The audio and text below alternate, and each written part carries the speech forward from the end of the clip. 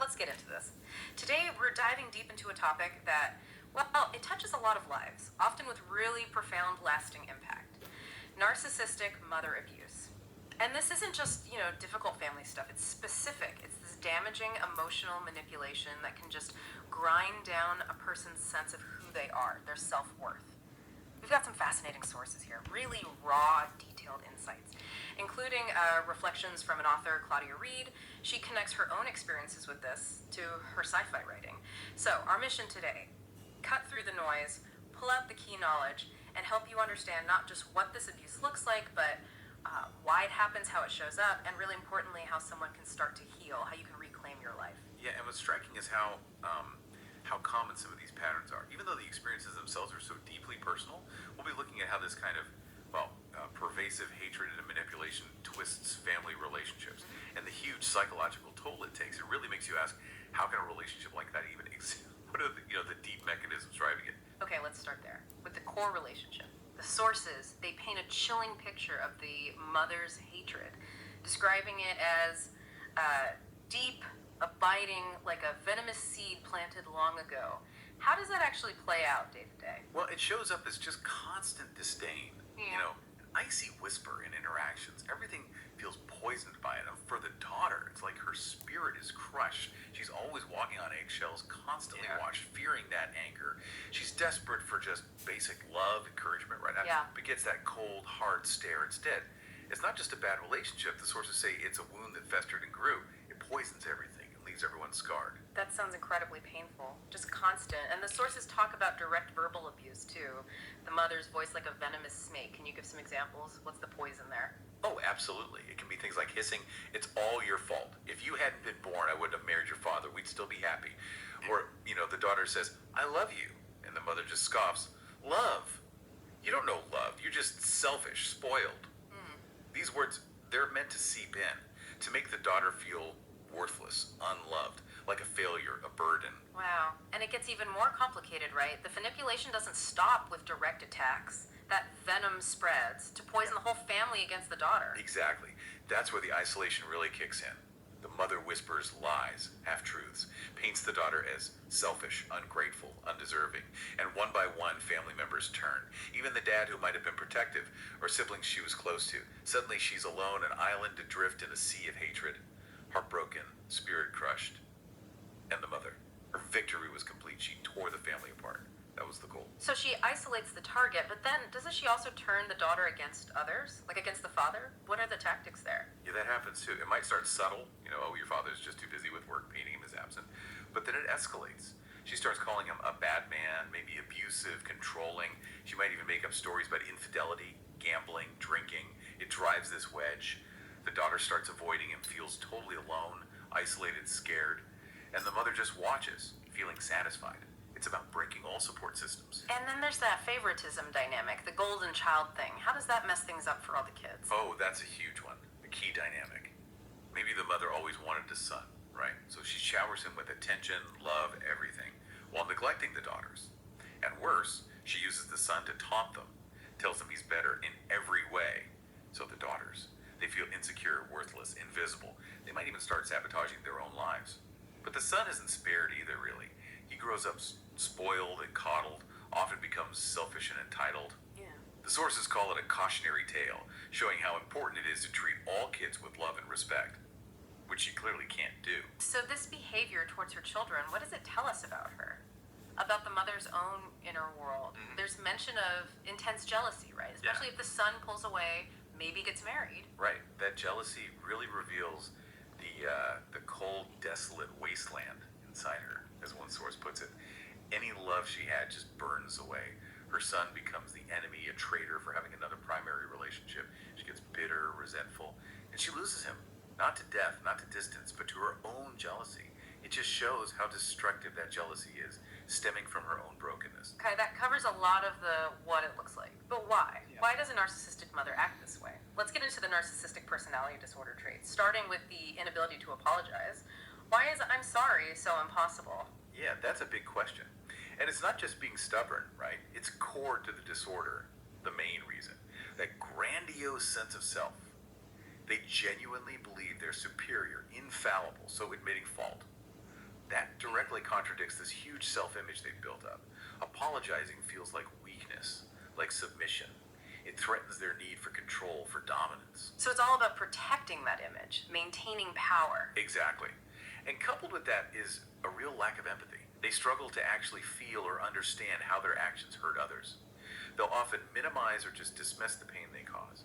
Their own needs always come first. Plus, they use powerful defense mechanisms, like projection, blaming you for their flaws, or just flat-up denial that they did anything wrong. They live in this kind of distorted reality where they're always the victim, or maybe the hero. Very black and white thinking, and they feel entitled, like the rules don't apply to them. Which leads right into that inability to be held accountable. It sounds like this deep, locked-in cycle. Yeah, it really is. It starts with this internal belief. I'm perfect, I'm exempt. So anything might be wrong. That feels like a major threat. It triggers defenses immediately. Projection, gaslighting, making you doubt your own reality, denial, rationalizing it away. The main driver is maintaining control and avoiding this deep, deep shame they'd feel if they actually faced accountability. Yeah. And yeah, it's self-reinforcing, which makes real change incredibly difficult. It's fascinating, isn't it, how much of this is driven by their own fragile ego. So, okay, beyond not apologizing or taking responsibility, let's talk about the how. Those really insidious tactics used to control and damage. How does a narcissistic mother create division between her kids using triangulation and favoritism? Right, we touched on triangulation, but here it's very deliberate. She creates a hierarchy. There's the golden child, who gets all the good stuff, and then the scapegoats, who get the blame. And she fuels this actively, plays favorites openly, spreads gossip and lies about one sibling to another sibling, uses emotional blackmail to turn them against each other. The result, deep resentment, distrust between siblings, often leads to estrangement later in life. Major trauma. And all the while, her control is solid because they're fighting each other, not her. That's calculated. And then there's the crazy narrative. That's particularly cruel, trying to discredit the daughter's actual sanity. How do they pull that off? It often starts subtly. Invalidating feelings, right? Oh, you're just overreacting, you're too sensitive. Then it escalates. They start directly contradicting her experiences. That never happened. You're imagining things, you're making it up. Yeah. They might pathologize normal emotions, saying it's proof of mental instability. Now they recruit others, these flying monkeys, people they manipulate into believing the daughter is unwell. These people spread rumors, lies, create a united front. Sometimes they'll even provoke her, push her buttons until she reacts emotionally, then point to the reaction as proof she's unstable, or misuse private information, therapy notes, medical stuff to discredit her. It's about making her doubt herself and isolating her from help. Wow, that's such a violation. And speaking of violating trust, what about those seemingly vulnerable conversations where the mother acts understanding to trap the daughter? What's the end game there? Yeah, this is really sneaky. The mother puts on this mask of empathy, understanding, creates a false sense of safety. The goal is to get the daughter to open up, reveal sensitive things, past traumas, vulnerabilities. She might even secretly record things or just meticulously store away all this information because the intent is to weaponize it later. Use that vulnerability to manipulate, control, or discredit the daughter. Twisting words, taking things out of context, it's a profound betrayal, using intimacy as a weapon. And some go even further, using things like soulmate or twin flame language. What's that about, the spiritual imprisonment? That's a really insidious one. The mother idealizes the daughter, creates this illusion of perfect understanding, a special connection, often brings in mystical or spiritual stuff, an unbreakable bond, a shared destiny. It creates this intense obligation. The goal here is complete isolation and dependency, exploiting deep emotional, even spiritual needs. It can lead to a really distorted sense of reality for the daughter, almost like a cult-like dependency. It's about total control and preventing abandonment at any cost. It's clear this isn't just emotional, is it? There's this relentless campaign to ruin her scapegoat daughter's reputation. That must impact everything. Oh, absolutely. It's systematic. It's about maintaining power and stopping the daughter from becoming independent. They spread false stories, exaggerated stories, engage in full-on character assassination, portraying the daughter as dishonest, manipulative, unstable. This can mean actively sabotaging friendships, romantic relationships, even professional ones. Sometimes they'll literally contact employers with lies. It causes long-term social, professional damage. And all the while, they're deflecting blame from themselves and getting that narcissistic supply from all the drama they stir up. What really stands out to you about how far this can go, especially involving other people? For me, it's the willingness to let others inflict harm. Using that triangulation again, subtly encouraging others, maybe another family member or even someone outside the family, to mistreat the daughter. It makes the daughter feel totally helpless, isolated. Then, when the daughter reports the abuse, the mother ignores it, minimizes it, or even blames the daughter for it. She actively withholds protection. This causes such severe emotional trauma, difficulty trusting anyone, internalized shame, and it increases the risk of being victimized again later in life. It's just a profound lack of basic empathy. And then the idea that a mother could be envious of her daughter's intelligence, that seems so backwards for a parent. It does seem counterintuitive, right? But what's fascinating is the daughter's intelligence is seen as a threat to the mother's own perceived smarts, her grandiosity. She sees her daughter as competition. She's afraid of being outshined, replaced somehow. So how does it show up?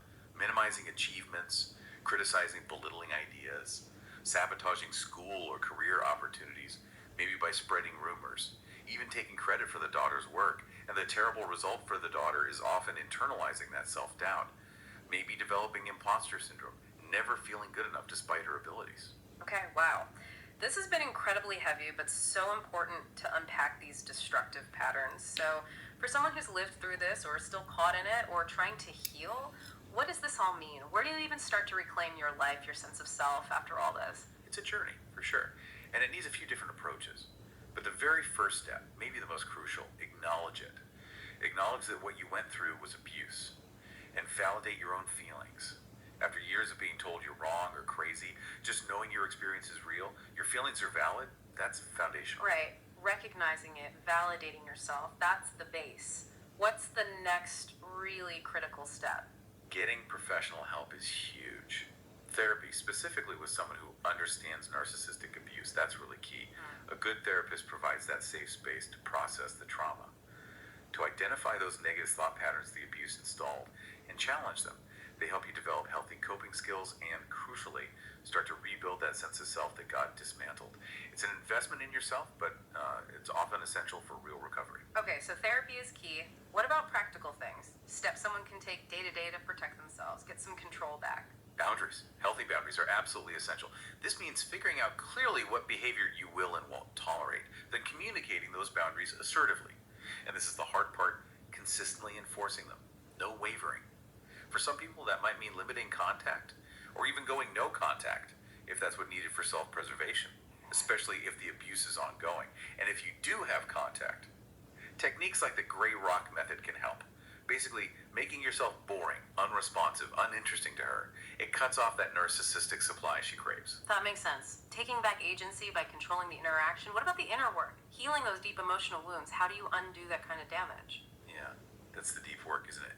It's about actively rebuilding your sense of self, reconnecting with who you are, your interests, your identity outside of that relationship, and practicing self-compassion, being kind to yourself for what you went through. A huge internal shift is emotional detachment, learning to see her behavior as her issue, not a reflection of your worth, separating her actions from your self-esteem, and also kind of reparenting yourself, giving yourself the validation, the support, the nurturing you didn't get, comforting yourself, prioritizing your own needs. Nurturing yourself. Got it. So looking long term, what are the big strategies? Especially if the relationship still exists in some way. Long term, a big piece is acceptance. Accepting you can't change her. Don't expect that apology, that sudden insight. Narcissists rarely take real responsibility. It's about radical acceptance of who she is, combined with those firm boundaries. The focus has to shift completely to managing your reactions, protecting yourself. Focus on your own life. Put your energy into building a fulfilling life separate from her influence. And periodically check in with yourself. Reevaluate the relationship. Does the current level of contact still serve your well-being? Is it aligned with your healing? This journey, it's definitely not a straight line. It takes patience, lots of self-compassion. But it's so important to remember, you are not alone in this. Wow. What an illuminating and, sobering deep dive into narcissistic mother abuse. From those chilling descriptions, the hatred, the manipulation, to understanding the psychology behind it. We've really unpacked why it's so damaging, but crucially, we've also looked at real practical strategies for healing, setting boundaries, rebuilding a life where you have autonomy and self-worth. Yeah, and if you look at the big picture, it just highlights how resilient people can be. And the power of validating yourself in the world, or at least one key person, has constantly invalidated you. Remember, your feelings are valid. And asking for help, that's a sign of incredible strength, not weakness. Absolutely. The path to healing from this kind of abuse, it's unique, it's personal, often winding. But liberation from that past. It is absolutely possible. So, what does this all mean for you listening? Maybe consider this. If a narcissistic mother's main goal is total control over her child's reality, what's the most radical act of defiance a survivor can practice consistently, even silently, to reclaim their own truth?